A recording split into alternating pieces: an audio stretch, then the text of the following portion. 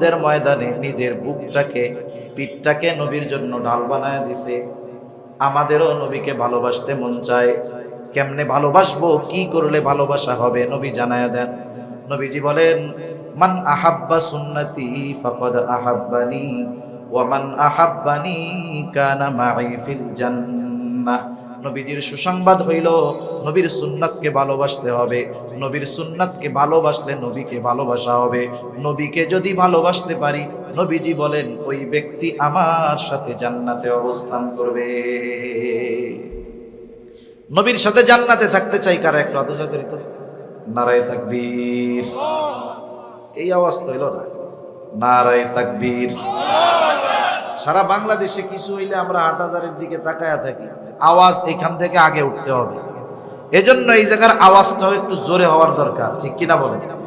নবীর সাথে জান্নাতে থাকতে পারবে, এর চাইতে বড় সুসংবাদ সাহাবা একরামের কাছে আর কিছুই ছিল না। রাসূলুল্লাহ সাল্লাল্লাহু আলাইহি ওয়াসাল্লামের কাছে একজন গ্রাম্য সাহাবী আসছে। গ্রামের সহজ সরল মানুষ। নবীজি আর একজনের সাথে কথা বলতেছেন। আদব হলো কেউ যদি কারোর সাথে কথা বলে, কথার মধ্যে ব্যাঘাত সৃষ্টি না করা, কথা শেষ হবে এরপরে কথা জিজ্ঞাসা করা। কিন্তু গ্রামের মানুষ সরল মানুষ, বোঝে না। নবীজি আর একজনের সাথে কথা বলতেছে, ওই লোকটা গিয়া নবীজিরে জিজ্ঞাসা করে, ইয়া রাসূলুল্লাহি মাতাস সাআহ, হে আল্লাহর রাসূল কিয়ামত কখন হবে? তার খুব তাড়াহুড়ো, তার খুব ব্যস্ততা, কেমন যেন সে কিয়ামতের জন্য কাঠি কুঠি নিয়ে রেডি, কিন্তু কিয়ামত আসতেছে না। নবীজি ওই ব্যক্তির সাথে কথা শেষ করে জিজ্ঞাসা করলেন, কোথায় ওই ব্যক্তি যে এই কথা কইছে যে কিয়ামত কখন হবে? বলে, ইয়া রাসূলুল্লাহ আমি কইছি। নবীজি তাকে পাল্টা প্রশ্ন করলেন, মা আদাত্তা লাহা, কিয়ামতের জন্য তুমি কি পাথেয় সংগ্রহ করেছো? এইবার লোকটা বলে, আমি আল্লাহ এবং তার রাসূলকে ভালোবাসি। কারণ প্রশ্নের দ্বারা বোঝা যাচ্ছিল সে কিয়ামতের ব্যাপারে সংবাদ জানতে চাচ্ছে এমনটা নয়, বরং তার ভিন্ন কিছু জানা উদ্দেশ্য।